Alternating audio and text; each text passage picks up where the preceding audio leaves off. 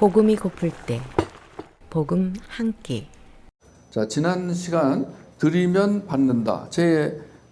첫 번째 우리가 지금 뭘 살펴보고 있냐면은 잘못된 기독교 개념을 이제 바로 잡기 위해서 이 드리면 받는다라는 이 구조가 얼마나 문제가 있는지를 지난 시간에 이어서 오늘도 살펴보도록 하겠습니다. 왜 이런 그 말도 안 되는 거짓말에 속아 넘어가면 하느냐면 첫째는 하나님에 대한 오해 때문이다. 그러니까 하나님을 율법의 하나님, 계명의 하나님, 또는 소원 성취를 하게 해주신 하나님으로 오해하기 때문에 이런 잘못된 구조 속에 갇히게 되어버린다. 두 번째는 구원에 대한 오해가 있는데, 구원은 전적인 하나님의 은혜의 역사임에도 불구하고 인간의 책임이나 인간의 행위를 무시하면 안 된다. 인간 책임론, 여기에 또 이제 사람들이 빠져들어갑니다. 자, 오늘 세 번째 보겠습니다. 거기 그 나눠드린 교재에, 칼라로 된 교재에 1페이지 오른쪽, 위에 오른쪽 3번, 거기 보시면 이 드리면 받는다라는 잘못된 구조 속에 빠져들어간 이유는 하나님 사랑에 대한 오해 때문이다. 하나님의 사랑을 오해하거나 모르고 있는 경우에 이 거짓말에 속아 넘어갑니다. 하나님의 사랑은 아가페입니다. 인간의 사랑은 스톨게, 필레오, 에로스까지가 인간의 사랑이에요. 인간도 사랑해요. 인간에게도 사랑이 있어요. 인간도 사랑을 추구해요. 인간도 사랑을 주고받아요. 그런데 인간에게서 나오는 사랑은 부모 자식 간의 스톨게, 친구 간의 우정인 필레오, 그리고 남녀 간의 사랑인 에로스까지밖에 없어요. 근데 하나님은 하나님의 사랑을 갖고 계세요. 그 하나님의 사랑을 아가페의 사랑이라고 그래요. 이 아가페의 사랑은 조건이 없습니다. 하나님이 우리를 하나님의 백성으로 선택하시고 부르시는 것에는 아무 조건이 없습니다. 구원은 하나님의 선택과 하나님의 부르심에 달려 있다라는 거예요. 그래서 이 하나님 사랑에 대해 오해하는 사람들이 하나님을 이상한 하나님으로, 하나님을 겁주는 하나님, 하나님을 무서운 하나님, 이런 하나님으로 잘못 가르쳐서 사람들이 기독교를 오해합니다. 그 다음에 네 번째는 인간에 대한 오해가 있어요. 인간이 이런 문명을 봐라. 이 역사를 봐라. 인간이 대단하지 않냐? 아니, 어떻게 유인원에서 진화를 해가지고 이렇게 그 말도 할 수 없을 만큼의 거대한 문명을 이루었느냐. 물론 인간이 전쟁을 일으켜서 파괴하기도 하지만 인간의 업적을 봐라. 지금 우리가 과학을 발전시켜서 지금 뭐 AI, 인공지능까지 지금 개발하는 시점까지 와 있지 않느냐라고 하면서 마치 인간이 무엇을 할 수 있는 존재인 것처럼 과장을 합니다. 그런데 성경은 인간은 아무것도 할 수 없는, 인간에게서 나오는 건 악뿐이다. 의인은 없나니 하나도 없다. 인간의 전적 타락을 믿는 신학이 있어요. 우리는 그 신학을 지지하고 있습니다. 인간은 전적으로 타락했다. 전적으로 부패했다. 그래서 인간 스스로는 구원을 이룰 수가 없다. 이것을 믿지 않습니다. 그래도 너무 그 극단적으로 가지 말고, 그래도 하나님이 우리에게 이렇게 살게 하신 것은 뭘 하라고 하신 거 아니냐. 그러니까 그렇게 뭐 인간이 아무것도 못한다 그러면 다 자의식을 잃어버리고, 그리고 신념도 잃어버리고, 그 다음에 전부 패배의식에 젖어가지고 아무것도 하지 않으려고 할지도 모른다. 너무 그러지 마라. 그러지 말려고 저도 애를 씁니다만은 그러지 않을 수가 없어요. 사실인 거래요. 그럼 인간은 무엇으로 사느냐? 그것은 뭐 여러 번 말씀드렸다시피, 여러분 다 알다시피 인간은 하나님을 전적으로 의지해서 하나님과 연합할 때만이 인간은 위대한 존재가 될 수 있습니다. 인간이 위대해지는 것은 조건이 있어요. 하나님과의 연합. 그 연합은 하나님과의 절대 의존을 전제로 하는 거죠. 그러니까 하나님의 절대 의존을 방해하는 그 무엇은 다 악한 거예요. 근데 그 악한 것에 속아 넘어가서 할 수 있다. 이렇게 하는 것은 문제가 있다는 것이죠. 그 다음에 믿음을 무시하는 태도가 있는데 이 믿음이라는 것은 기독교인의 삶의 원동력입니다. 기독교인은 크리스찬은 믿음에 의해 끌려가는 거예요. 여러분도 오늘 믿음이 있기 때문에 여기 오신 거예요. 아무리 누가 가자고 그래도 여기 와야 하는 이유를 믿음에서 찾지 못한다면 안 오셨을 거예요. 신이 없다. 하나님이 없어. 야, 주먹을 믿어라. 이런 사람들은 아무리 여기 끌고 오려고 해도 올 수가 없어요. 근데 여러분들은 지금 믿음을 갖고 계신 거예요. 근데 그 믿음이 누가 준 것이냐? 어디서 나온 것이냐? 이 믿음은 하나님이 주신 거예요. 하나님이 주시지 않으면 인간은 아무것도 믿을 수가 없어요. 왜냐하면 믿음이라는 것은 보지 못하는 것을 보는 거거든요. 바랄 수 없는 것을 바라는 거예요. 그게 믿음이에요. 믿음이라는 것은요, 우리에게서 나오는 것이 아니라 하나님이 주셔야 하는 것이다. 그러니까 그러면은, 야, 여기 지금 공기가 보이냐? 나 공기를 믿어. 그럼 이것도 하나님 주신 거냐? Yes, of course. 물론 하나님이 여기 공기가 있다는 그것을 믿게 하기 위해서 어떤 방법을 쓰셨냐면, 과학자들이 공기가 있다는 것을 증명해내게 해서 그거를 받아들이게 하신 거예요. 그러니까 우리의 믿음의 그 구성 요소는 두 가지인데, 하나는 일반 은총이라는 게 있어요. 그러니까 과학을 공부해가지고 여기 공기가 있어. 그럼 그 과학의 원리에 의해서 밝혀진 것, 그것을 우리는 일반 은총이라고 그래요. 그러니까 예수를 안 믿는 사람들도 이 일반 은총을 다 받고 있어요. 비가 안 오면, 가뭄이 들면 그 원인을 찾아냅니다. 왜 비가 안 올까? 비가 안 오면 안 되는데. 그래서 이제 인공 강우를 내리게 한다든가, 아니면 저수지를 넓게 판다든가, 일반 은총이에요. 그러니까 하나님이 믿음을 갖고 살게 하기 위해서 허락하신 요소가 두 개인데, 일반 은총과 특별 은총이 있습니다. 그러니까 우리는 이 특별 은총과 일반 은총이 같이 포함된 하나님의 계시 속에 살고 있는데, 크리스찬이 아닌 사람들은 이쪽을 볼 수가 없어요. 이것은 예수 그리스도를 통해서만 얻어지고 받아지고 느껴지고 알아지는 은총이에요. 예수 그리스도가 없는 사람은 이 부분이 없어요. 그럼 이거는 뭐냐? 이거는 과학을 뛰어넘는. 여기는 이제 형이상학이 되는 거예요. 과학을 뛰어넘는. 그러니까 이제 이것을 철학자들이나 미학자들이나 인문학자들이 밝혀내려고 하지만 그들도 한계가 있기 때문에 뛰어넘지 못하죠. 그런데 크리스찬은 예수 그리스도를 알게 되고 믿음으로 말미암아 그 인간 세계 저 너머를 바라보는 거예요. 그게 어디냐? 묵주의 세계인 거예요.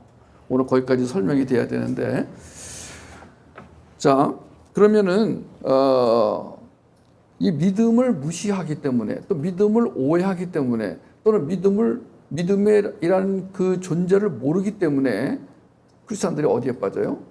드리면 받는다. 이 구조에 빠져서 우리 자신을 드리지 않으면 구원을 얻을 수 없다라는 이 터무니없는 거짓말에 속아 넘어가게 된다는 것이죠. 그 다음에는 여섯 번째로 연합에 대한 무지가 있어요. 저는 강아지를 앞으로 사게 되면은 한 마리의 이름은 인식이라고 짓고 한 마리의 이름은 연합이라고 줘라. 그래서 인식아, 연합아 계속 부르는 동안에 인식과 연합을 계속 리마인드 해야 된다. 그 무드셀라라는 이름을 지어줘 가지고 아버지가 무드셀라야 밥 먹어라, 무드셀라야 어딨니? 이렇게 부를 때마다 이 아버지, 그 아버지의 머릿속에는 저 자식이 죽으면 심판이 오지라고 하는 이 심판의식이 있었어요. 종말론적인 심판의식이 있었어요. 그래서 이 무드셀라의 아버지는 주님과 300년을 동행할 수 있었고, 그리고 살아서 천국에 들어갈 수 있었다라고 어느 설교자가 말하는 걸 들었어요. 근거가 좀 없긴 하지만 그거는 그 설교자의 묵상 속에서 나온 추론이지만, 그거는요, 이 우리가 인식과 연합을 계속 묵상하고 리마인드하는 것이 얼마나 중요하냐면은, 자, 우리가 이제 인식을 하는 것은 그 인식 세계 속에 예수 그리스도가 들어오는 거잖아요. 그 인식 세계 속에 예수가 들어오면은 그 예수가 우리 삶을 인도해 가세요. 물론 믿음이라는 형식으로 인도해 가세요. 그런데 만약에 인식을 하지 못하면 어떻게 되냐면은 나라는 예수 그리스도와 대척점에 있는 내가 내 인생을 지배하고 이끌어가게 되는 거예요. 그러니까 예수가 나의 인생의 주인이시다. 이것을 인식을 하고, 그러면 예수가 나의 주인이신데 그럼 그 예수가 나의 삶을 인도해 가기 위해서 나는 뭘 해야 되느냐? 그러면 한 가지밖에 없다는 거예요. 연합. Union in Christ. 그러니까 기독교는 처음부터 마지막까지 연합을 얘기하고 있어요. 그래서 이 연합이 안 되면 이제 그때부터는 난리가 벌어지는 거예요. 이제 큰 문제가 발생하는 거예요.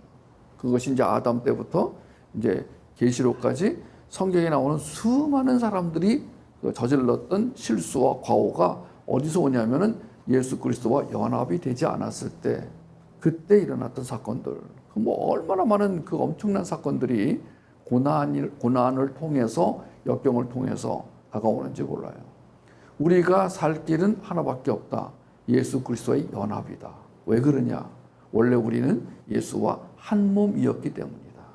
이게 여러분 이것이 굉장히 중요한 거예요.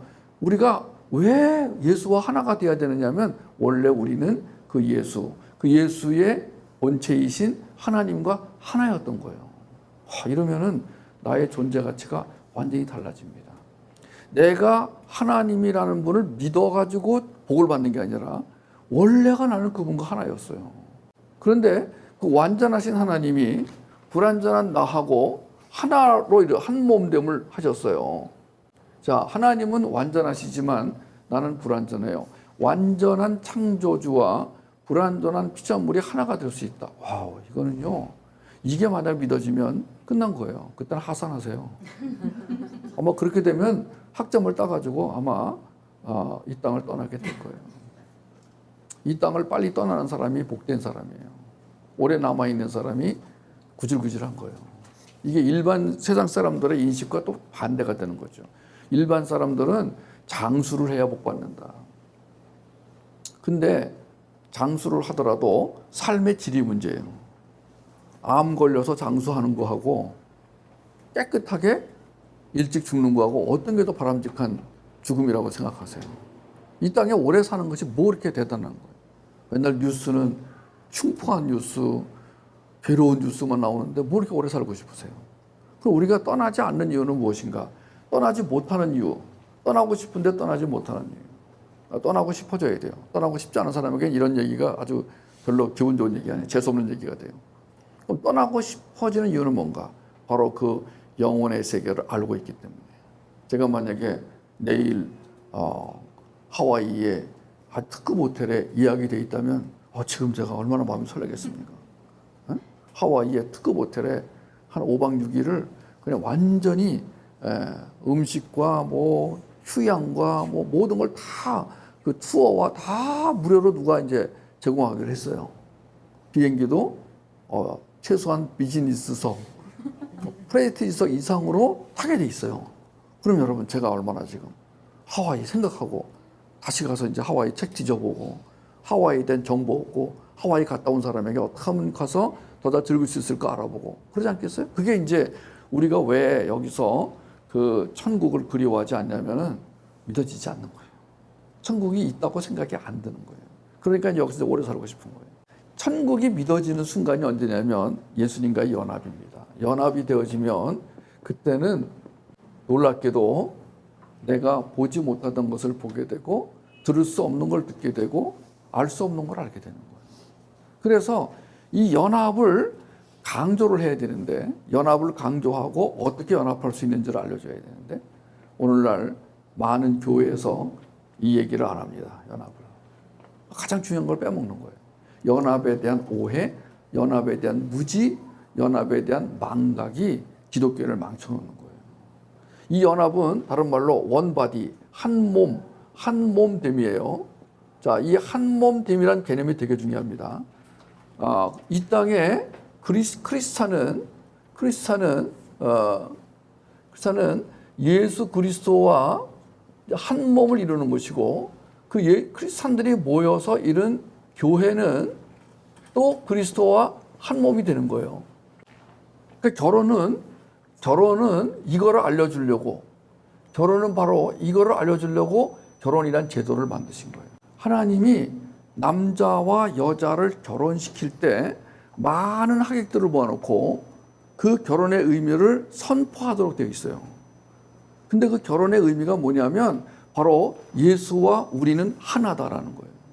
예수와 우리가 하나인데 결혼한 사람만 한 몸으로 살 수 있어요. 그러니까 우리가 지금 이 결혼의 의미를 알고 살아가는 사람들에게는 바로 이 예수 그리스도와의 한 몸, 이것을 인식하면서 이거를 소망하게 돼요. 그런데 결혼식에 가도 결혼식 축사가 전부 아내와 신랑이 서로 이해하고 살아라, 싸우지 말고 살아라, 용서하고 살아라, 전부 도덕적인 설교만 하고 있어요. 제가 지금까지 가본 그 결혼식 중에서 대부분이 결혼식 축사하시는 목사님이 뭘 얘기하시냐면은 남녀 간에 이해하고 싸우지 말고 살 것을 얘기하세요. 근데 그게 아니에요. 결혼의 의미는. 그러니까 지금 결혼의 의미도 비성경적으로 이제 가버렸어요. 그리고 예수 그리스도와 한 몸을 이루어 사는 것이 얼마나 중요한지도 자꾸 강조를 안 하게 됐어요. 그래서 자, 기독교가 종교로 빠져버리는 가장 큰 이유는 뭐냐면 바로 연합을 가르치지 않기 때문이다. 연합을 가르치지 않고 그럼 연합할 수 있는 방법을 알려줘야 되는데 그리스도와의 연합은 어떻게 가능하냐? 한 가지 방법밖에 없다. 뭐냐? 예배를 통해서만 연합이 되어진다. 그래서 이제 기독교는 이 예배가 굉장히 중요합니다. 예배가. 근데 오늘날 많은 젊은이들이 많은 고등학생, 중학생, 초등학생들이 교회 가서 예배를 드리는데 너무 힘들어. 빨리 좀 끝났어요. 목사님 설교가 이렇게 길고 그래. 사람들은 예배를 설교라고 생각합니다. 그래서 이 설교가 재미있느냐 없느냐에 따라서 예배를 드리고 싶어지고 안 드려지고 싶어 하는 거예요. 그건 아니에요. 예배 목적은 연합이에요. 그러면은 예배 인도자가 있고 예배자가 있어요. 그럼 예배 인도자가 예배자들로 하여금 여기에 자리까지 데리고 들어가야 돼요. 근데 예배 인도자가 이것이 목적이 아니고 설교가 목적이에요. 지금 오늘 설교를 어떻게 내가 잘해가지고 사람들의 마음속에 뭔가를 일으켜서 그 일으킨 마음으로 뭘 하게 할 것인가. 자, 목적 자체가 잘못됐어요. 설교는 예수 그리스도와 연합을 하는 쪽에 초점을 맞춰서 앉아있는 예배자들이 연합이 얼마나 중요하고 까먹었네 또. 내가 예수 그리스도와 한 몸으로 살아야 되는 걸 까먹었네. 그럼 다시 이제 리멤버해서 그걸 가지고 내가 소망을 가지고 연합을 해야 되겠다. 연합해야 살겠다. 내가 그동안 일주일 동안 어쩐지 살기 싫고 어쩐지 무기력하고 어쩐지 그렇게 좌절감에 헤매고 어쩐지 그렇게 뭔가가 문제가 있었어. 알고 봤더니 예수 그리스도와 연합하지 못했기 때문에 그런 거야. 라고 이제 원인을 찾아낸 거예요. 그러면 자, 일반 세상에서도 연합이 돼야 되지만 그게 힘드니까 교회 나왔을 때 예수님과의 연합할 수 있는 마음을 갖도록 동기를 부여해줘야 되는데 이게 안 되는 거예요. 그래서 기독교가 종교로 빠져버린다. 7번째는 열매에 대한 무지예요.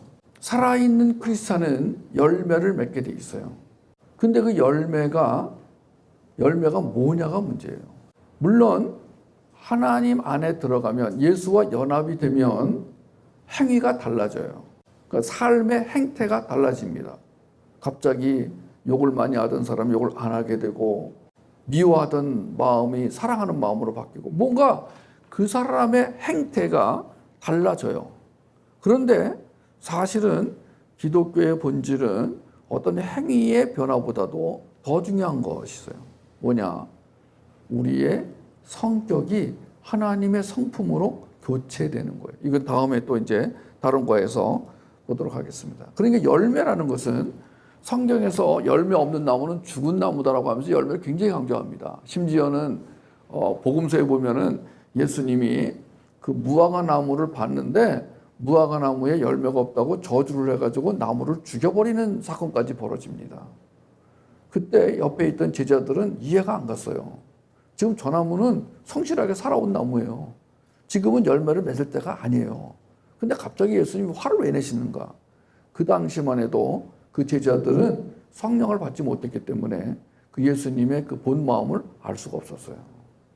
우리는 이제 성령의 조명하심을 받아 그 구절을 살펴보니까 아하, 예수님이 그냥 화를 낸 것이 아니라 열매가 이렇게 중요하다는 것을 제자들에게 알려주고 싶으셨구나를 알게 된 거예요. 이것은 성령의 조명하심으로 해석된 결과예요.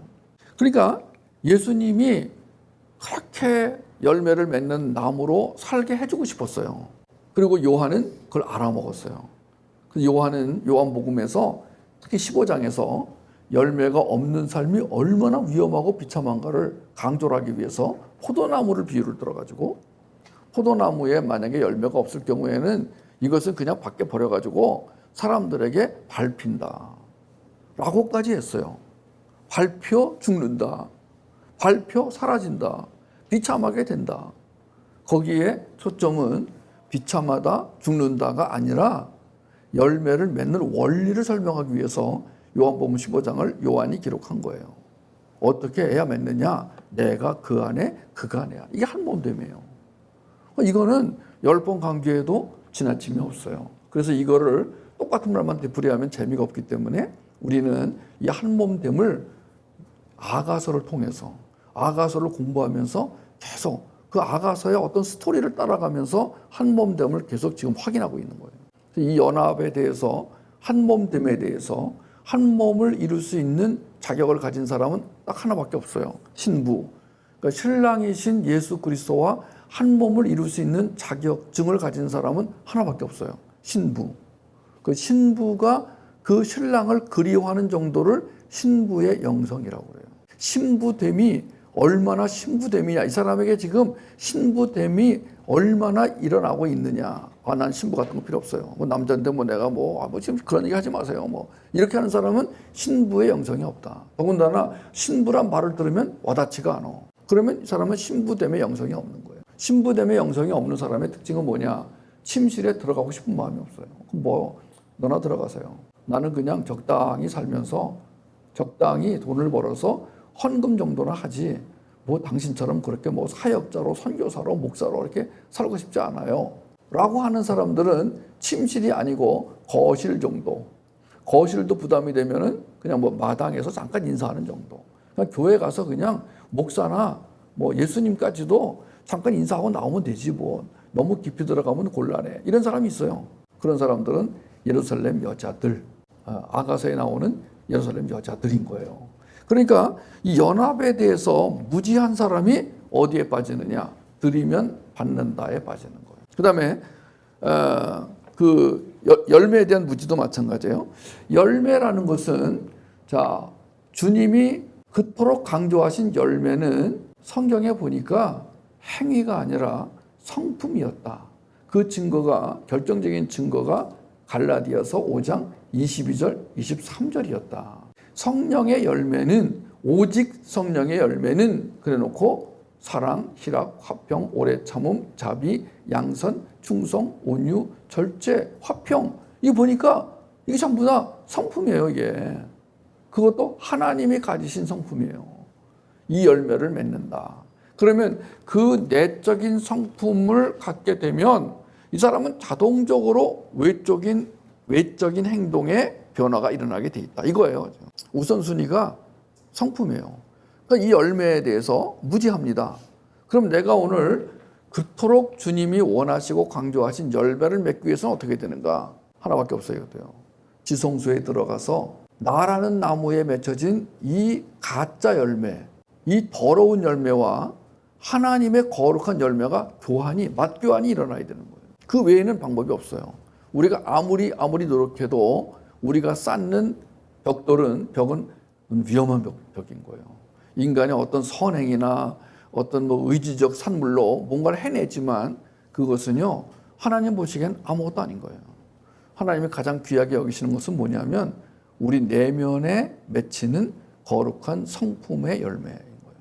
근데 이 열매는 맺히는 원리가 있어요. 요한복음 15장에 보면은 저절로 맺힌다. 이 저절로가 난 굉장히 그냥 하나님 말씀 속에서 어떤 원리를 찾을 때마다 정말 너무 좋아. 나는 예수 그리스도가 불러내어서 믿었다고 생각하는 사람이기 때문에 내가 막 내 발로 교회 걸어가서 예수를 믿게 된 것이 아니라 형태는 그렇게 보일지 모르지만 예수 그리스도가 창세 전에 나를 예정하셨고 그리고 하나님의 시간에 나를 불러내셨고 그리고 하나님의 코스대로 훈련을 하셔서 점점 하나님이 깊이 인식이 되는 가운데 내가 좋은 게 뭐냐면은 알게 된 게 그거예요. 복음.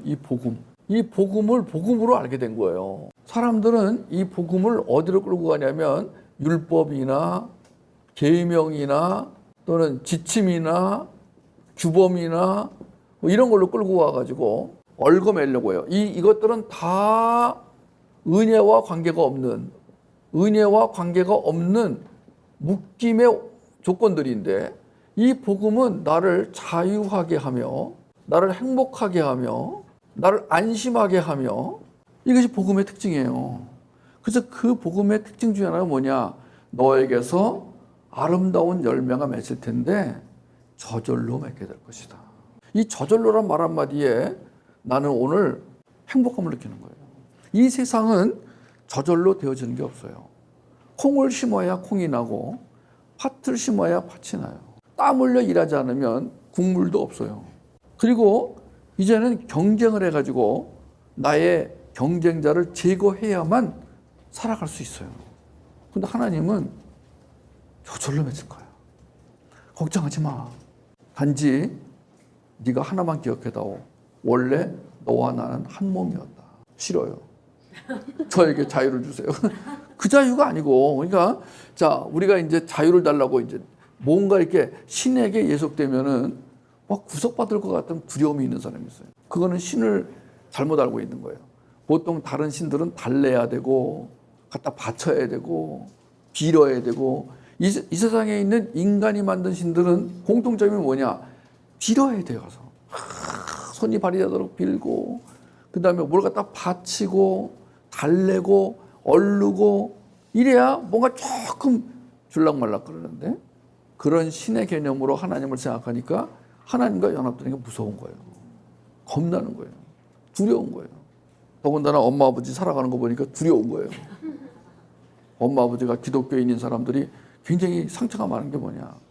이 엄마 아버지가 저렇게 자유를 만끽하고 행복감을 갖고 사는 게 아니라 뭔가 부담스럽고 뭔가 끌려가고 뭔가 묶인 채로 살았기 때문에 자식이 볼 때는 기독교가 공포스러운 종교로 전락해버려요. 그 다음에 은혜에 대한 무지. 나는 이 은혜, 여러분 제가 이제 이 은혜 얘기를 하려고 별지를 준비했는데 이거는 다음에 명절 끝난 마지막 날에 그 마지막 날에 제가 은혜에 대해서 좀 정리해 드릴게요. 과거에 제가 은혜에 대해서 많이 다루었고 나누었고 공부를 했는데요. 지금 제가 복음에 눈을 뜬 이후에 경험하는 이 은혜처럼 그렇게 풍성하지 않았어요. 이 은혜는 그냥 거저 주시는 것인데 우리가 이제 이 은혜를 잃어버리는 지름길이 뭐냐? 율법으로 들어가는 거예요. 그러니까 지금 스티브 맥베이는 이 질문이 있어요 책을 통해서 제발 은혜를 잃어버리지 마세요. 부탁하는 거거든요. 이 은혜는 하나님의 값진 그 선물인데 이 값진 선물을 그냥 주셨단 말이에요 우리한테. 너무너무 값진 선물이에요. 왜냐하면 우리는 인간은 은혜를 누릴 수도 맛볼 수도 만들 수도 없는 존재예요. 여러분 이 세상에 어떤 조직이 은혜로운 조직이 있습니까? 근데 하나님이 이 은혜를 주겠다는 거예요. 은혜는 뭐예요? 한마디로 말하면 은혜라는 것은 우리 여러 개로 많이 설명할 수 있는데 앞으로 이제 은혜를 이제 많이 설명해 드리면 여러분이 은혜를 받으실 거예요. 은혜를 경험하실 겁니다. 은혜에 대해서 개념이 넓어질수록 은혜는 여러분의 것이 되고요. 마치 돈을 10만 원 있을 때보다 1,000만 원 있을 때 더 이렇게 넉넉한 기분이 들듯이 은혜에 대해서 10만 원어치가 아니라 뭐 50만 원어치, 100만 원어치, 1,000만 원어치를 막 그 마음껏 우리를 은혜 속에 들어가게 하는 그 은혜에 대한 개념 정리가 중요한 거예요. 근데 이 책이 바로 그런 책이에요. 1가부터 43가까지 계속 은혜를 얘기하는데 은혜를 얘기하기 위해서 변증법적으로 율법을 얘기하는 거예요. 그러니까 우리가 얼마나 율법에 매여 있는가를 설명함으로써 우리를 율법에서 빼어내어 은혜에 들어가게 하려는 것이 이 책의 목적이에요. 저는 그거를 알고 이 책을 통해서 지금 하나님의 은혜를 설명해 드리는 거예요. 그 은혜는 한마디로 말하면 뭐냐면 하나님의 선을 이루게 하는 열정의 원동력이다. 아니 은혜를 간단하게 정의하면 하나님의 선을 이루게 하는 열정의 원동력이다. 은혜가 있는 사람은 이 원동력을 갖게 돼요. 이 은혜 열정의 원동력을 우리 나주놀타리에서는 뭐라고 지금 표현하냐면 역동성이라고 표현해요. 이 역동성과 비슷하지만 완전히 가짜를 자충성이라고 그래요. 이 자충성과 함께 가는데 자충성의 그림자에 가려서 끽소리도 못하는 걸 항상성이라고 그래요. 이 개념들을 여러분 이해하시면은요, 하나님의 선을 이룬다. 하나님의 선. 로마서 8장 28절에 하나님을 사랑하는 자, 곧 그 뜻대로 부르심을 입은 자들에게는 모든 것이 합력하여 선을 이루느니라. 빌립보서 1장 6절. 너희 속에 선한 일, 착한 일을 시작하신 이가 그리스도 예수의 날까지 이루실 것을 우리는 확신한다. 이 선, 성경에 나오는 이 선은 뭐냐 이거를 이제 한국어 성경에는 착할 선자로 이렇게 번역이 됐어요. 그래서 이거를 도덕적으로 끌고 가요. 하나님은 우리가 이 땅에서 남을 잘 보살피고 거짓말하지 않고 이웃을 사랑하는 것은 그것이 하나님의 목표다. 아니에요. 하나님의 목표는 우리를 하나님의 거룩한 백성이 되게 하는 것이 목표예요.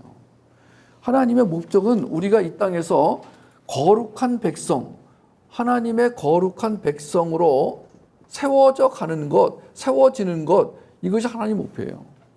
이 거룩하다는 것은 구별되었다는 거예요. 그러니까 하나님은 우리가 구별된 자라는 것을 인식하면 끝나는 거예요. 이게 기독교예요. 뭐 불교처럼 그렇게 뭐 죽교로 맞아가면서 뭐 명상을 하고 뭐 밥을 굶어가면서 수행을 하고 할 필요가 없어요. 그냥 알아차리기만 하면 돼요. 뭘 알아차리느냐? 구별된 자다. 누가 구별하셨느냐? 하나님이 구별하셨다. 왜 구별하셨느냐? 그 구별함으로 그 자체가 하나님에게 영광이 되고 기쁨이 되기 때문에. 무슨 뭐 우리가 뭘 해야 되는 의무조항이라도 뭐 있으면 괜찮은데 아무것도 없는 거예요. 이러니까 더 안 믿는 거야 사람들이. 그러니까 신념과 의지가 강한 사람들일수록 허망한 거야. 마지막에 뭐 나올 줄 알았는데 아무것도 할 일이 없다는 거야. 이게 뭐지? 속은 느낌이 나는 거예요. 그러세요? 어떠십니까? 그래서 이제 의지가 강한 사람들이 기독교 근처도 안 와요. 그러다가 이제 어떤 일로 의지가 다 산산이 망가진 다음에 나와요. 이제 사업이 망하거나 이제 뭐 그 고구마 전도왕 김기동 목사님처럼 스키장 가다가 차가 뒤집어져가지고 이제 죽다 살아나면 그때 서는 거예요. 김기동 목사님이 이제 해군사관학교 응원단장이었잖아요, 이분이. 해군사관학교 들어가는 것만 해도 대단한 건데 거기서 응원단장까지 했잖아요. 할 수 있다. 우리 이긴다. 이러는 사람이 이제 교회 나가는 여자를 부인으로 얻은 거예요. 이 부인이 자꾸만 이제 여보 교회 좀 갑시다. 하나님은 당신을 사랑하세요. 의지와 신념이 강한 사람들이 예수를 믿기가 어려운 이유는 뭐냐면은 그거 다 내려놓아야 된다라니까 어려운 거예요. 근데 그게 부서지는 순간 이분은요 역동성을 할 확률이 되게 높아져요. 그래서 의지와 신념이 강한 사람이 딱 망가져가지고 기독교에 들어오면 회복이 되는 순간 그걸로 인해서 엄청난 일을 하게 됩니다. 그게 사도 바울 같은 경우는. 근데 문제는 뭐냐면 그 역동성이냐 자충성이냐는 어디서 나오느냐. 그 원천이에요. 어디서 나오느냐. 그러니까 나한테서 나오는 것이냐 예수에게서 나오는 것이냐. 근데 이게요 너무 비슷해요 이게요. 왜냐하면 예수에게서 나오는 역동성도 쾌활하죠, 명랑하죠, 활발하죠, 뭘 추구하죠, 목표를 세우죠, 열심이죠, 성실이죠. 비슷해요. 예수의 영이 들어가는데 게을러 빠지고 뭐 아침에 늦게 일어나고 무슨 뭐 청소도 안 하고 이거는요 예수의 성품이 안 들어간 증거예요. 그거는요. 애가 공부도 안 하고 뭐 게임만 하고 이거는요 예수의 성품이 안 들어간 거예요. 예수의 성품이 들어가면 성실하고 쾌활하고 명랑하고 이웃을 돕고 하게 돼 있다니까요. 그 예수님 성품의 특징 중에 하나라니까요. 근데 문제는 그게 어디서 나오는 것이냐라는 거예요. 이거 분간하기 어려워요. 왜냐하면 이제 이게 이제 6과 0에서 나오는 것인데 지난번에도 말했지만 우리는 이제 그 영혼육으로 지어졌잖아요. 이게 이제 영혼육 자체가 지정이와 함께 하나의 인격을 이루는 거잖아요. 인격이라고 할 때는 이걸 다 지칭하는 거란 말이에요. 근데 에덴 동산에서 완전히 망가졌어요. 그래서 기능을 상실해가지고 이제 어둠 속을 헤매고 있다가 예수를 믿으면 어디가 깨어나냐면 영이 깨어나는 거예요. 육은 안 깨어났어요. 영이 깨어났어요. 그러니까 안 깨어난 육이 깨어난 영을 대적을 해요. 왜냐하면 영이 깨어나서 영이 지배하는 삶을 살면 얘는 죽어야 돼요. 그러니까 육이 안 죽으려고 영을 대적합니다. 근데 어떻게 대적하냐면은 이제 3대째 믿고 5대째 믿고 어렸을 때 믿고 그다음에 신학교 나온 사람들은 교활하게 대적합니다. 육은 반드시 영을 대적해야 돼요. 육이 추구하는 게 뭐냐면 주도권을 잡는 거예요. 육이 주도권을 잡으면은 내 인생은 내가 추진하는 인생이 돼요. 내가 추진하는 사람은 추진하기를 원하는 사람은 신념이 강한 사람이에요. 성취 동기가 강한 사람이에요. 이런 사람에게 뭐 일을 맡기면 아주 잘해요. 근데 이런 사람이 자기에게서 나오는 그 의와 책임감으로 자기 인생을 지배하려고 하면 반드시 부딪히는 게 뭐냐? 영하고 부딪혀요. 왜냐하면 이 영은 내 영이 아니에요. 이제 내 영은 죽었어요. 갈라디아 2장 20절에 의하면은 내 영은 죽었어요. 십자가에서 죽었어요. 그 내가 지금 갖고 있는 영은 새로운 영, 하나님에게 받은 영이에요. 새로 태어난 존재라는 게 여기 영 때문에 그런 거예요. 그러면은 이 영이 지배를 하게 되면 뭐냐? 하나님에게 절대 순종이에요. 이 영은 하나님에게 절대 순종 내진 절대 복종이에요. 잔소리가 없어요. 근데 그게 저절로 돼요. 그냥 왜냐면 한 몸이니까 한 몸이 되었으니까 그냥 저절로 되는 거예요. 노력해서 되는 게 아니에요. 노력해서 되는 것은 아직도 이 사람이 한 몸이 안 되었다는 증거예요. 그러니까 신앙생활이 왜 이렇게 힘들지? 그럼 딱 이유 하나밖에 없어요. 한 몸이 안 된 거예요. 2인 삼각경기를 하는데 한 몸이 안 돼봐요, 이게. 네? 2인 삼각경기 해보셨어요? 성질만 급하고 둘이 마음이 안 맞으면요 넘어졌다 일어났다 서로 싸워 또 너 때문에 그래 천천히 가 그거예요 지금. 그러니까 영은 이 거듭난 영은 주님과 2인 삼각 경기를 하는데 아무런 지장이 없어요. 너무 자연스러워. 네. 지구를 10바퀴도 돌아. 근데 육의 지배를 받는 사람은요 그게 안 돼요. 그래서 삐그덕 빼그덕 철커덕 뭐, 이 수요일에도 나왔다 안 나왔다 헛소리했다 잡소리했다 이 들으면은 이 연합이 됐다 안 됐다는 사람 특징이 뭐냐? 안정감이 없어요. 안정감이 없어요. 스테이빌리티가 없어요. 비행기가 있잖아요. 날아가다가 떨어지고 또 떨어지고 올라가고 막 얼마나 불안해요. 비행기는 날아가도록 만들어졌는데 어떤 비행기는 한 번도 못 날아간 비행기가 있어요. 평생 동안 활주로에 있는 비행기가 있어요. 그래도 뭐 해보겠다고 윙거려. 활주로에서 왔다 갔다 하고. 너 관제탑에서 제발 좀 가만히 좀 있으라고. 너 때문에 다른 비행기 못 뜬다고. 근데 얘는 또 막 열이 나갔다 들어왔다 막 돌아갔다 막. 얘 때문에 미치는 거야. 다른 비행기 다 미치는 거예요. 비행기는 날아가야 돼요. 날아가려면은 추진력과 양력이 있어야 돼요. 그 추진력과 양력은 나한테서 나올 수가 없어요.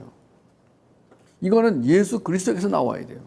그 추진력과 양력을 방해하는 게 중력과 저항력이에요. 이게 육의 힘이에요. 이게 세상의 힘이고 이게 사단의 힘이에요. 우리를 대적하는 이 대적이 셋이 있어요. 세상 또는 세상 정신, 그리고 나 또는 나의 육, 그리고 사단 또는 마귀라고 하는 이 세 개가 나로 하여금 날지 못하도록 계속 붙잡아 당겨요. 이게 육과 영의 싸움이에요. 이게 로마서 7장에 내용이에요. 미치겠다. 나는 이 두 개 싸움 속에서 나는 괴롭다. 인간도 아니다. 나는 사망의 몸이다. 나는 괴롭다. 계속 바울이 그러는 거예요. 그러니까 그런 식의 삶을 사는 사람들에게 알려줄 게 있어요. 뭐냐? 네가 살 길은 하나밖에 없다. 뭐냐? 바로 예수와의 연합이다. 그러면 너는 열매를 맺는다. 그 열매가 너로 하여금 날아가게 할 것이다. 잘 들으세요. 하나님의 성품은 정적인 게 아니에요. 동적이에요. 그러니까 우리가 하나님의 성품을 갖는 순간 날아가는 거예요. 날아가려면 있잖아요. 처음엔 힘들어요. 왜냐하면 비행기가 활주로에서 올라갈 때 연료를 많이 써요. 그때가 제일 위험해요. 비행기가 뜰 때하고 내릴 때가 제일 위험합니다. 근데 올라가서 10,000m만 가면 조종사는 그때부터 이제 자동 조종 장치로 바꿔놓고 커피를 마시고 둘 중에 하나는 자요. 조종사나 부조종사는 자요. 그대로 잡니다. 안심이에요. 비행기는 별로 흔들리지 않아요. 아주 심하게 정난운 같은 거 만날 때에만 이제 터뷸런스가 일어나지. 그것도 요새는요, 비행기 기술이 발달해가지고 벌써 터뷸런스가 일어날 만한 것은 비행기가 이렇게 돌아가 피해서 가게 다 돼 있어요. 그러니까 평생을 사는데 10,000m를 계속 날아가는 사람이 있고 비행장에서 뜨지 못하는 비행기가 있어요. 또는 떴다가 무슨 문제로 다 내려와 다시 이렇게. 근데 또 큰일 났어요. SOS. 메이데이, 메이데이, 메이데이. 왜 그렇습니까? 아니 무슨 문제가 있는데 저 모르겠어요 하고 또 내려와. 그럼 누가 힘들으냐? 승객들이 힘들어요. 승객이 누구냐? 가족이에요. 아들, 딸은 뒤에서 불안해 죽겠어 지금. 아버지 메이데이, 메이데이 그러고 있는 거야 지금. 여러분 비행기로 치면은요 신앙생활을 굉장히 잘 설명할 수 있어요. 한 번도 안 내려오는 비행기 어떻게 가능하냐? 공중급유.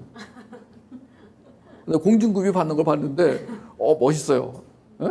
쫙 저기 큰 연료를 공급해주는 큰 수송기에서 뭐가 쫙 나와 이렇게. 예. 그러면 밑에 이제 저기 전투기나 소형 비행기가 딱 속도를 맞추고 따라가. 그럼 이게 딱 나와가지고 자석으로 돼 있는지 뭐로 돼 있는지 탁 들어가 구멍에. 그럼 그때 잉 하면서 연료가 들어가 이렇게. 큰 비행기에서 작은 비행기로. 그러면 이제 어느 순간에 이게 탁 떨어져 나와. 그때 몇 방울이 튀어. 기름이에요. 어디로 떨어지는지 모르겠지만 하여튼 간에 몇 방울이 튀어요. 그리고 다시 이게 띵 올라가요. 그럼 이제 그때 이제 이 비행기가 쫙 옆으로 빠집니다. 어우, 너무 멋있어요. 제가 비행기 얘기하면은 한도 끝도 없는데 어느 날 제가요 묵상하다가 크리스찬의 삶은 비행기 원리와 똑같구나. 여러분 기독교는 우리가 원하기만 하면 최등급석에 앉아서 하늘을 날아가면서 그 하늘에 구름을 보는 거예요. 구름이 없으면 뭐가 보이는지 아세요? 구름이 없을 때는 땅이 보이는데요. 그때 내가 어떤 느낌이 드냐면 인생이 하찮아지는 거예요. 구름이 보이면 구름이 멋있어요. 구름이 정말 멋있어요. 하늘에서 보는 구름은 가지가지. 그 구름만 가지고도 오만 가지를 다 설명할 수 있어요. 바다도 나오고 금강산도 나오고 다 나와요. 구름이. 그런데 구름이 안 보이잖아요. 그럼 땅이 보여요. 바다가 보일 때도 있지만 땅이 보이잖아요. 그럼 어떤 유익이 있냐면 내가 하찮아져요. 저기서 저렇게 길을 쓰고 살았구나. 이게 하찮아져요. 그러니까 기독교인의 삶이 그거예요. 뭐 때문에 열심히 사는 거예요? 당신은 뭐 때문에 길을 쓰고 사는가? 왜 그렇게 열심히 살다가 기가 죽어가지고 그렇게 절망하고 있는가? 이거예요. 우리 하나님이 우리한테 도전하는 게 그거라니까요. 너 뭐 때문에 그렇게 열심히 살다가 기가 빠져가지고 절망하고 있니? 이거라니까요. 맞아. 그때 하나님이 알려주신 게 뭐냐?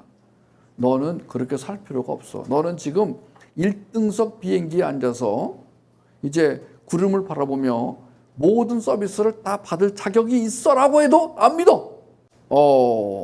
어떤 사람이 이제 이거 다 알려진 예화잖아요. 여러분도 알고 있을 거예요. 어떤 사람이 배를 타고 여행을 하는데 이거 실화라고 그래요.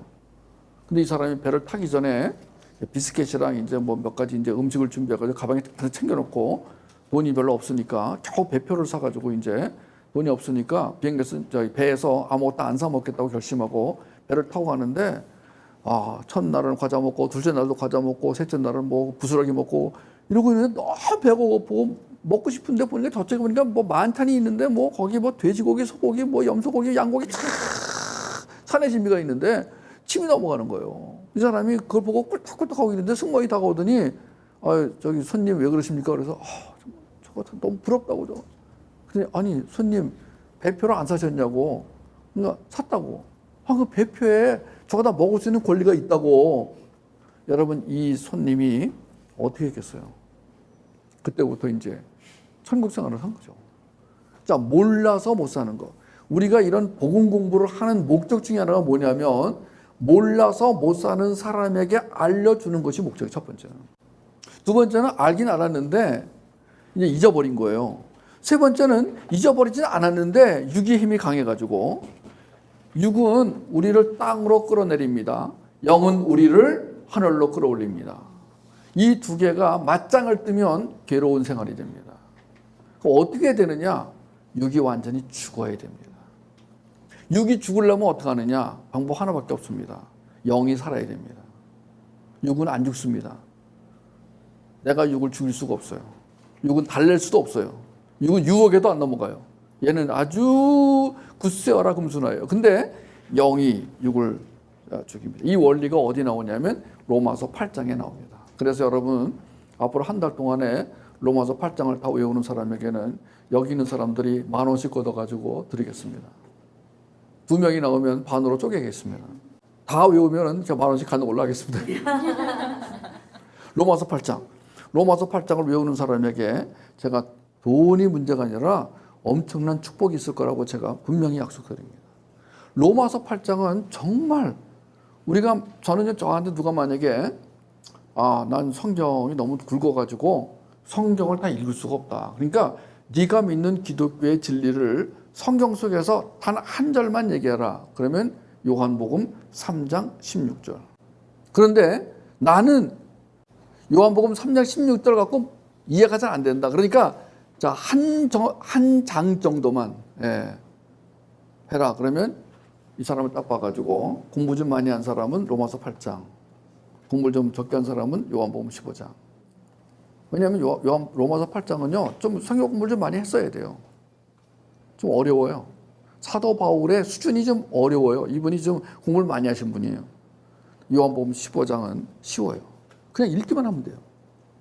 저는 성경에서 한 장을 소개하라 그러면 로마서 8장이든지 요한복음 15장이든지 이걸 딱 꺼내서 선물로 드리고 싶어요. 기독교는 자, 이런 원리, 지금 제가 얘기하는 이런 원리들에 의해서 가는 것인데 이걸 모르는 거예요. 특히 이 은혜를 모르는 사람들은요, 자칫 어디에 빠지기 쉬우냐면 율법에 빠지기 쉬워요. 왜냐하면은 인간이 가장 멋지다고 생각하는 삶이 뭐냐면요, 자기 내면에 있는 성취 동기를 유발시켜 어떤 목적을 세운 다음 그 목적을 이루어내고야 마는데 따르는 기쁨을 만끽하고 싶은 게 인간이 갖고 있는 욕망의 근거예요. 즉 에베레스트 산을 목숨을 걸고 올라갔을 때 그 산 꼭대기에서 야호 하고 싶은 게 인간의 욕망이에요. 모든 사람에게는 그 욕망이 있어요. 근데 그게 어떤 이유로 좌절이 되든지 어떤 이유로 눌리든지 하는 것뿐이에요. 근데 하나님은 그게 죄다라고. 너는 원래 그런 존재로 지어지지 않았어. 창조의 목적이 뭐냐면 절대 순종이라는 거예요. 여기에 절대 동의할 수 없다고 믿는 게 현대인이에요. 이게 무신론자들이에요. 무신론자의 특징은요, 하나님이 우리를 창조하셨다는 것을 믿고 싶지도 않고, 그 다음에 그 창조주에게 절대 순종하는 것도 더 믿고 싶지 않은 거예요. 우리는 만약에 여기 앉아있는 여러분이 크리스찬이라는 그 증거를 어디서 살 수 있느냐? 지금 말한 열매, 은혜, 연합, 믿음 이런 것들이에요. 그 다음에 또 하나는 뭐냐면 9번인데 복음에 대한 무지. 자, 복음. 아까도 얘기했지만은 이 복음이 뭐냐? 저는 복음을 알게 되었을 때 전쟁은 끝났어요. 제 인생의 모든 전쟁은 끝났어요. 제 인생의 전쟁이 뭐였느냐? 뭘 얻어내는 거였어요. 뭘 성취하는 거였어요. 목적을 이루는 거였어요. 근데 복음을 알자 그 모든 것들이 다 생명을 상실했어요. 그럼 지금 목적이 없냐? 있어요. 근데 그러면 뭐냐? 그 예수 그리스도의 복음, 그 복음이라는 것은 이름이 있는데 은혜의 복음, 예수의 복음, 진리의 복음, 생명의 복음. 복음 앞에는 꼭 이 단어가 붙어요. 그냥 복음이 아니고 이 앞에 이런 수식어가 붙습니다. 그러니까 복음을 어떤 식으로 이해하느냐에 따라서 복음을 먹어서 얻는 결과가 달라집니다. 제가 오늘 그 사골 떡 만둣국을 먹었는데 만두를 사골 국물에 끓여 먹느냐, 멸치 국물에 끓여 먹느냐, 다시마 국물에 끓여 먹느냐 그런 거예요 지금. 만두가 맛있는데도 불구하고 이 맛있는 만두를 어떤 국물에 끓여 먹느냐에 따라서 전체 맛이 달라지듯이 이 복음은 유앙겔리온, 기쁜 소식이란 뜻이에요. 이 복음은 굿뉴스, 영어로 하면 굿뉴스, 헬라어로는 유앙겔리온, 그 다음에 한자로 하면 복된 소리란 뜻이에요. 자, 복된 소리다, 굿뉴스다, 기쁜 소식이다. 인간에게 가장 기쁜 게 뭐겠어요? 뭐가 가장 기쁘십니까? 죽고 사는 문제 해결되는 거 아니에요. 아니 죽고 사는 문제 해결되는데 뭐가 더 원하시는 거예요? 네? 여러분 어떤 사람은 크리스찬이 아닌데도 마치 죽음을 초월한 것처럼 보이기도 합니다. 그러나 제가 알고 있는 한 어떤 사람도 죽음을 초월할 수는 없어요. 초월한 것처럼 보일 수는 있지만 초월할 수 없습니다. 왜? 졌잖아요. 죽음에. 자기가 초월했다고 하더라도 어쨌든 죽었잖아요. 어쨌든 간에. 그럼 그 사람이 무신론자면은 어디로 갔겠어요? 먼지로 갔겠죠. 그 사람 이론대로라면. 뭐냐고 이게요. 아니 이 땅에 와서 치열하게 살다가 먼지로 죽으려고 왔냐고요. 그러니까 어떤 사람이든 죽음의 문제를 넘어갈 수 없어요. 여러분 정말 죽음 문제 해결됐습니까? 이거 쉽지 않아요. 예수를 믿어도 죽음 다음에 오는 영원한 세상에 대해서 확신을 갖고 살기가 쉽지가 않습니다. 제가 읽은 책에서는 종교개혁자 마르틴 루터도 죽을 때까지 두려웠대요. 정말 자기가 구원을 받았을까 못 받았을까의 문제로 굉장히 두려운 마음을 가졌다고 그러더라고요. 이 정도로 우리가 완전하게 우리에게 형벌처럼 더 씌워진 죽음의 문제를 해결하기 쉽지 않습니다. 그러나 우리가 어느 순간 믿음의 눈으로 나는 구원받았다. 나는 영원한 생명을 선물로 받았다. 나는 죽는데 죽는 것이 아니고 문을 열고 다른 세계로 들어가는 것이다. 근데 그 세계가 원래 내가 있던 곳이다. 이런 믿음을 갖게 되면 끝난 거예요. 왜냐면 우리에게서 가장 큰 문제는 죽음의 문제라니까요. 뭐가 죽음 말고 뭐가 그렇게 중요한디? 왜? 만약에 어떤 사람이 죽게 됐는데 의사가 내가 당신을 살려놓을 테니까 재산을 다 내놔라. 안 내놓겠어요? 뭐가 중요해요? 근데 이 문제가 해결됐다는 거예요. 근데 우리에게 죽음의 문제가 해결됐다는 것을 알려주는 게 복음, 기쁜 소식이라니까요. 두 번째는 뭐냐면 죽음의 문제가 해결되었을 뿐 아니라 이제 너는 지금부터 천국 생활을 살게 될 거야. 죽어서 가는 천국이 아니라 이제부터 천국 생활을 살게 될 거야. 이것처럼 기쁜 소식이 어디 있어요? 자, 이것을 가능하게 하는 복음. 여기에 대해서 사람들은요, 퀘스천 마크. 최소한도 예의가 있는 사람들은 퀘스천 마크. 아니면은 거절. 아니면은 공격. 오늘 우리는 여기에 모여서 복음을 우리는 받아들였고 믿고 있는데도 불구하고 이 복음을 잘못되게 해석하는 사람들이 있어요. 원래 복음이 제대로 해석되려면은 어디로 가야 되느냐?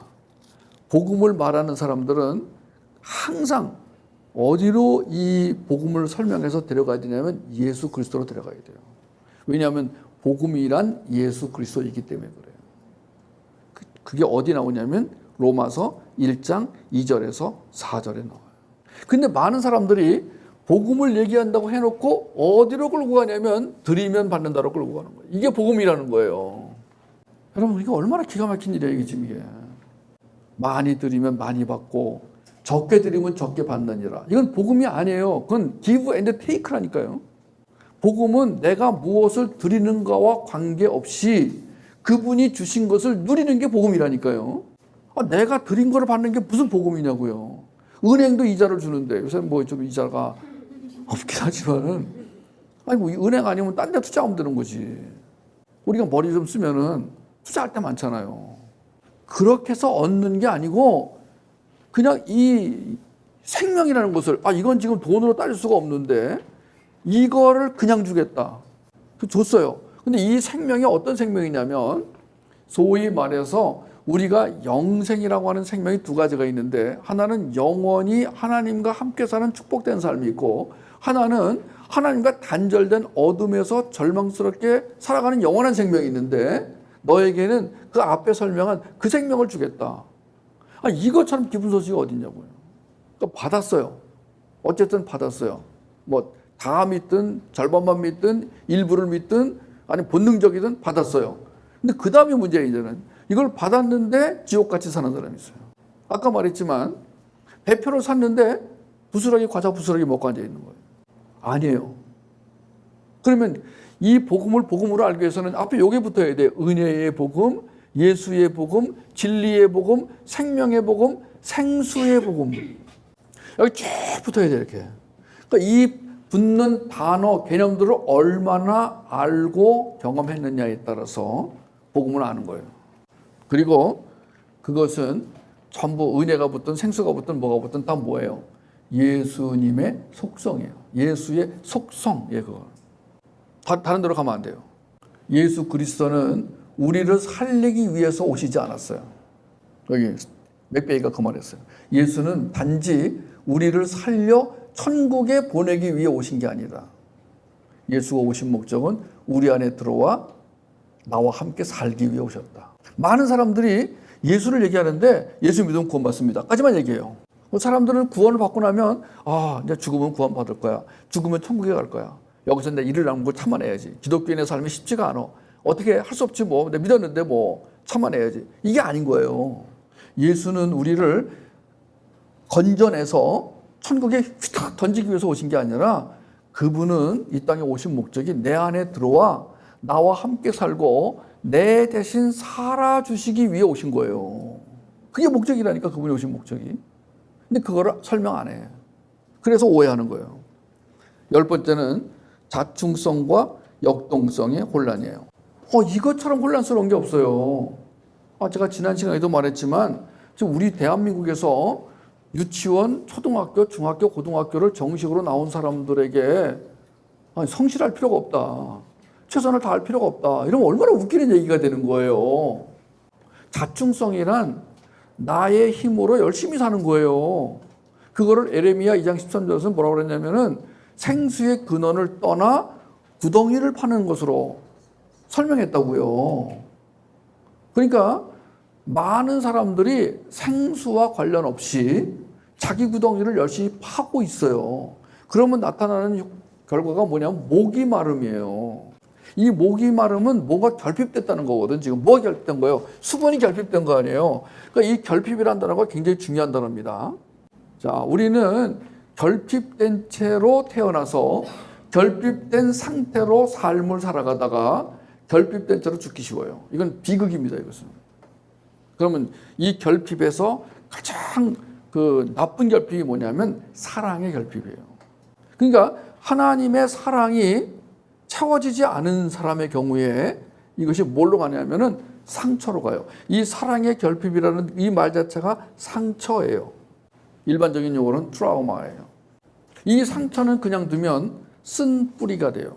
쓴 뿌리는 세 가지의 나쁜 역할을 해요. 첫째는 은혜를 은혜로 받지 못하게 만들어요. 이게 문제예요, 지금. 딴 사람 다 은혜 받는데 혼자서 은혜 못 받고. 왜 그러냐? 봤더니 결핍된 상태로 남아있는 거예요. 그 다음에 두 번째는 자기를 괴롭게 만들어요. 자꾸 괴롭게. 너 그때 거길 왜 갔냐? 너 그때 왜 그 사람을 왜 만났냐? 너 왜 열심히 안 살았냐? 계속 자기를 괴롭혀요. 자기 연민과 자기 증오 또는 감정의 높낮이, 적개심, 분노, 이 자기 괴롭히는 거예요. 그 다음에 세 번째는 남을 더럽혀요. 이 사람을 만나는 모든 사람이 더러워져요. 더럽힌다는 것은 뭐예요? 학대하는 거죠. 학대를 해요. 정서적인 학대, 성적인 학대, 영적인 학대, 지적인 학대, 육체적인 학대를 하는 거예요. 계속해서. 그래서 이 사람을 만나는 사람들이 너무 더러워져가지고, 특히 아버지를 잘못 만난 그 아들이 더러워져가지고 평생을 또 더럽게 사는 대물림, 더러움의 대물림이 이루어지는 거예요. 그러다가 어느 날 이 사람이 복음을 듣고 이제 복음 안에 들어가서 이제 완전히 새로운 존재가 돼요. 그 원리가 로마서 8장이에요. 그 방법은 뭐냐? 하나밖에 없어요. 영으로 육을 이기는 거예요. 영으로 육을 이기기 위해서 우리가 할 일, 이 세상에서 가장 중요하고 가장 우선적으로 해야 할 일은 뭐냐? 영에게 양식을 공급하는 거예요. 영의 양식, 그걸 먹는 거예요. 데일리 브레드, 매일매일 주시는 영의 양식. 그 영의 양식이 뭐냐? 그게 바로 복음이고 그게 바로 예수 그리스도인 거예요. 그래서 우리는 예수를 먹어야 돼요. 예수를 먹어야지만 우리 살 수 있어요. 그럼 예수를 먹는다는 것은 뭔가 예수가 누구인지 아는 것, 이해, 그 다음에 예수와 함께 있다는 인식, 임재, 그리고 그 예수를 의존하는 이 이해, 인식, 의존, 이 과정이 스무스하게 일어나면 잘 먹은 거예요. 뷔페를 먹은 거예요. 아주 뭐 30만 원, 40만 원짜리 뷔페를 공짜로 먹은 거예요. 그러니까 요리사가 요리를 잘해드려야 돼. 제가 오늘 요리를 만약에 잘 못해. 이거는 30만 원짜리 내고 갔더니만 이건 2만 원짜리도 못해. 그런 데가 있어요. 식당 갔는데 돈이 아까운 식당이 있어요. 그 음식은 짜고 생선은 다 타버렸고. 예? 그 예수를 먹이긴 먹이는데 잘못 먹여. 가장 대표적으로 잘못 먹이는 게 뭐냐? 드리면 받는다로 끌고 가는 거예요. 근데 앉아있는 사람들은 지금 썩은 음식 먹고 탄 음식 먹는데 그걸 못 느끼고 있는 거야.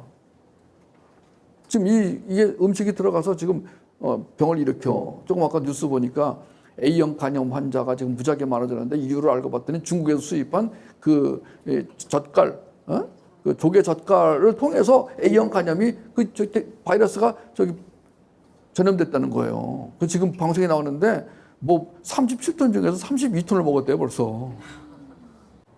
이게 우리 현실이에요. 여러분, 우리가 오늘 뭐에 잘못 속고 있냐면 조개 젓갈에 들어있는 바이러스를 뭔지 모르고 먹었더니만 A형 간염이 걸려서 또 그 A형 간염이 전파되는 거예요? 아니면 안 되는 거예요? 제가 잘 몰라서. B형 간염은 분명히 전염이 되죠? A형 간염은 전염돼야 안 돼요. 됩니까? 그러니까 지금.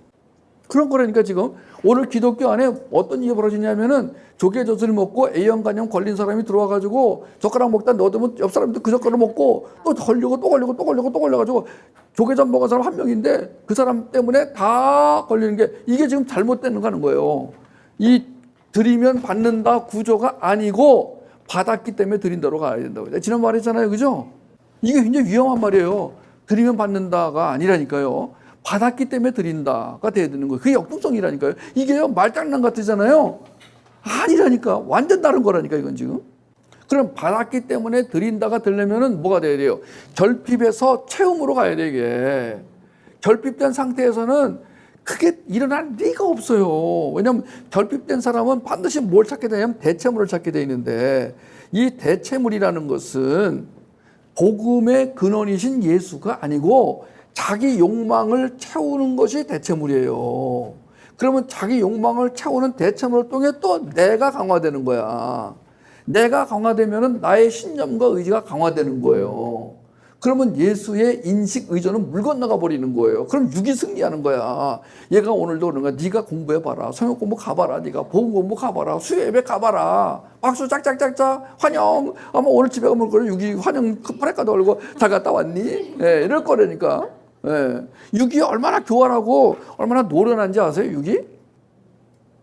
얼마나 노련하냐면 우리가 눈치를 못 채게 활동을 해요. 꼭 여우 새끼 같아요. 여우가 아니라 여우 새끼 같아요. 눈에 보이지도 않아. 근데 와서 신발을 물어 뜯어먹어. 이게 여우 새끼라니까요.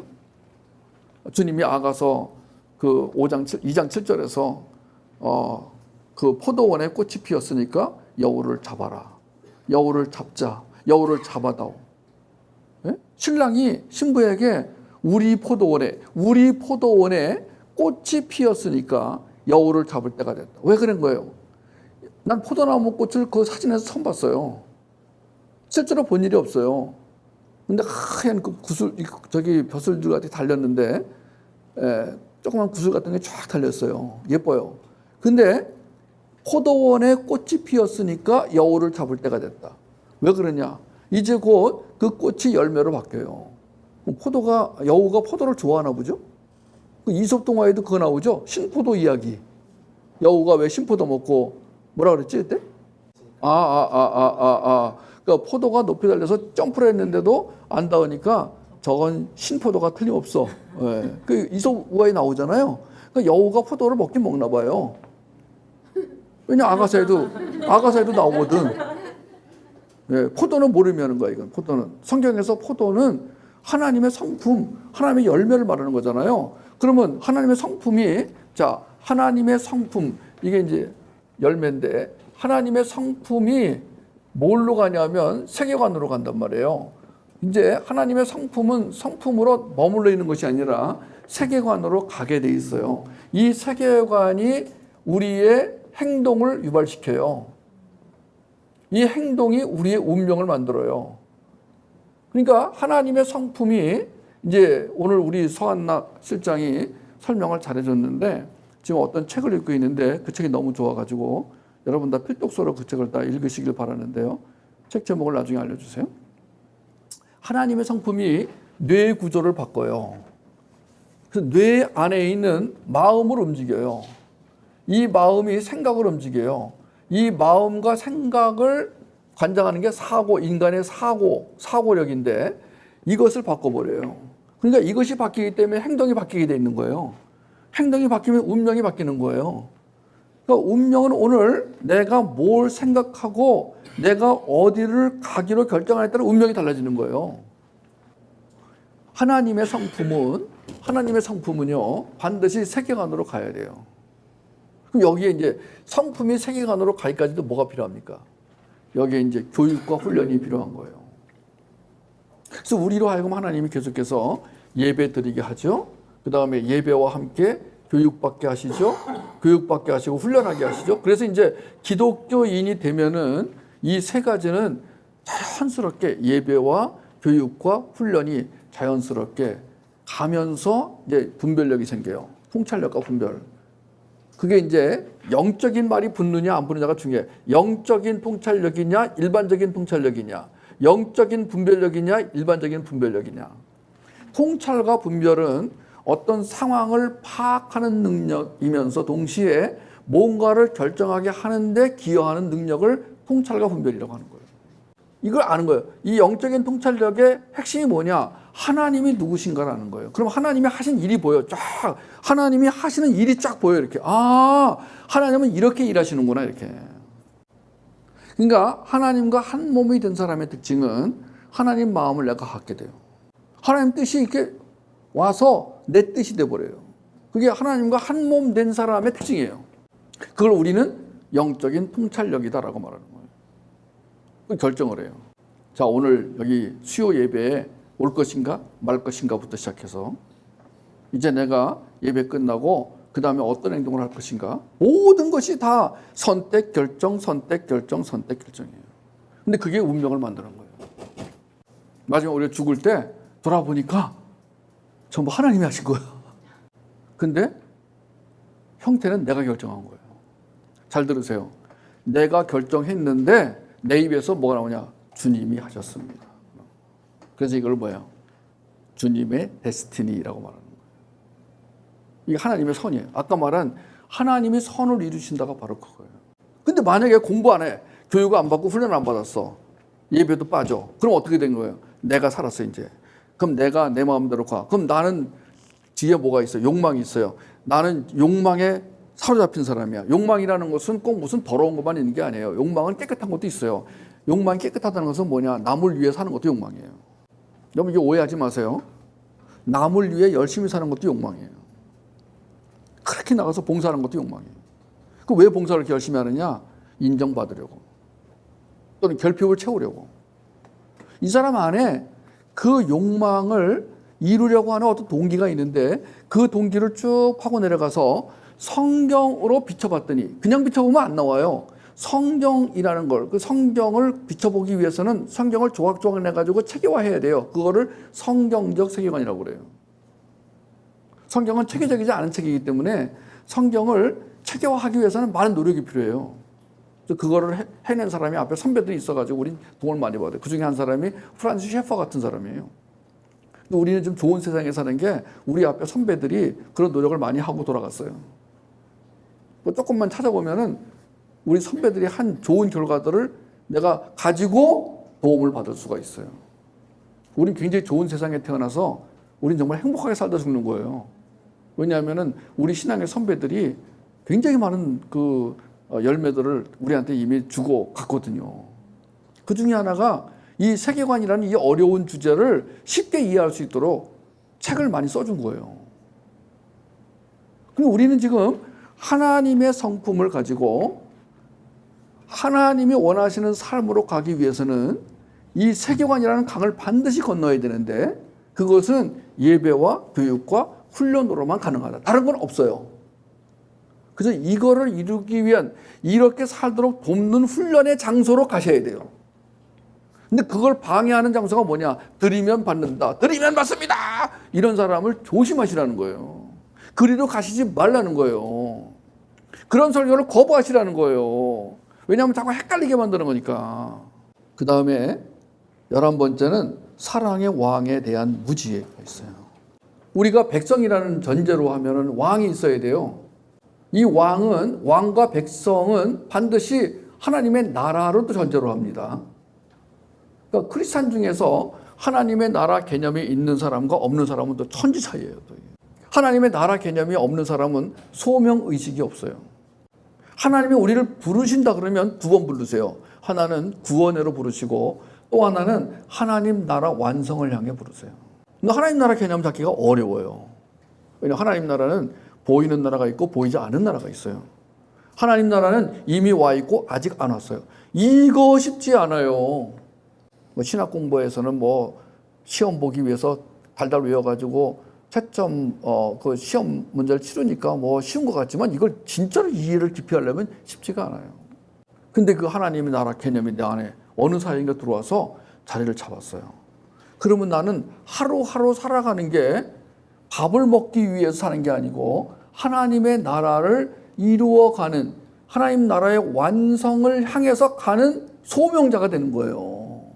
그런 사람에게 주시는 게 꿈이 아니라 비전인 거예요. 하나님 나라의 비전은 특징이 뭐냐? 십자가로 데려가요. 이게 또 힘들어. 그래서 어떤 목사님은 또 여기다 싹 또 약을 쳐가지고 고지론 같은 걸 만들어가지고 싹 또 이걸 비틀어가지고 하나님 나라를 향해 가는 사람들은 하나님 그냥 두시지 않고 고지를 점령하게 해서 높은 데 올라가서 낮은 사람에게 영향을 미치게 한다. 그러니까 다 판사, 의사, 변호사, 사자 붙은 직업을 많이 갖게 한다. 우리 교회는 그런 사람이 많다라고 자랑하게만 합니다. 거기에 또 속으시면 안 돼요. 하나님이 이 땅을 정복하고 다스리게 하시는데 무엇으로 다스리게 하느냐? 힘이 아니라 사랑으로. 힘의 원리가 아니에요. 그 사랑은 나에게서 안 나와요. 그것은 하나님에게서 나와요. 그 사랑은 아무 데서나 못 받아요. 수소 전기차는 수소 전기를 충전하는 곳에 가야 충전이 되듯이 이것은 하나님의 사랑은 받는 장소가 있어요. 이게 어디냐? 침실 또는 지성소라는 거예요. 그걸 알려주는 게 교육의 목표라는 거예요. 오늘 여러분들에게 그걸 알려드린 거예요.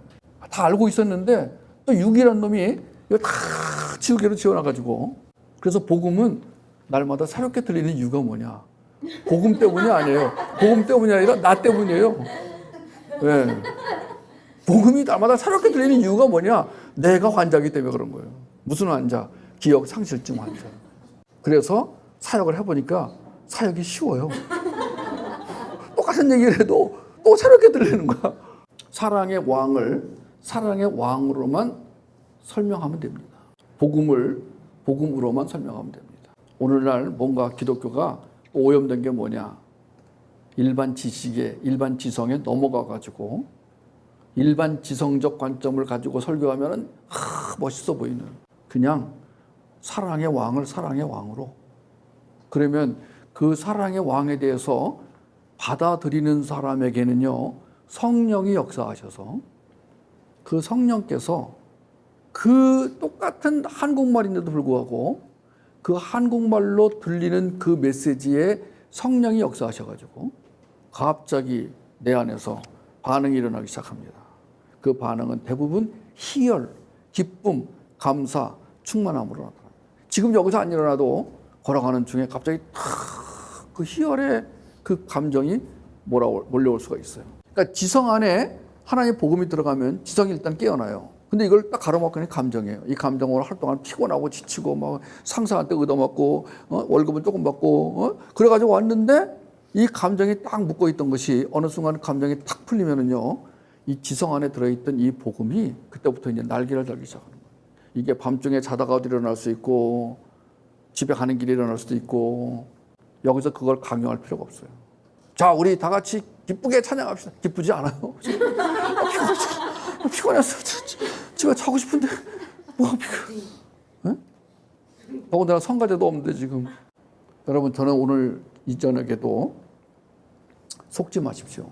제가 이 스티브 맥베이 책을 발견하고 나서 이게 넘기는데 딱 뭐가 들어왔냐면은 이 맥베이가 이렇게 말했어요. 나는 그동안 거짓말을 하고 살아왔다. 나는 목사인데 그동안 단위에서 거짓말을 참 많이 했다. 복음이 아닌 것을 복음으로 전했다. 자기를 먼저 밝히는 거예요. 나 이런 사람 처음 봤어요. 그래놓고 책을 넘기는데 세상에 내가 그동안 찜찜하던 것들이 이것 때문에 찜찜했구나. 이거였구나.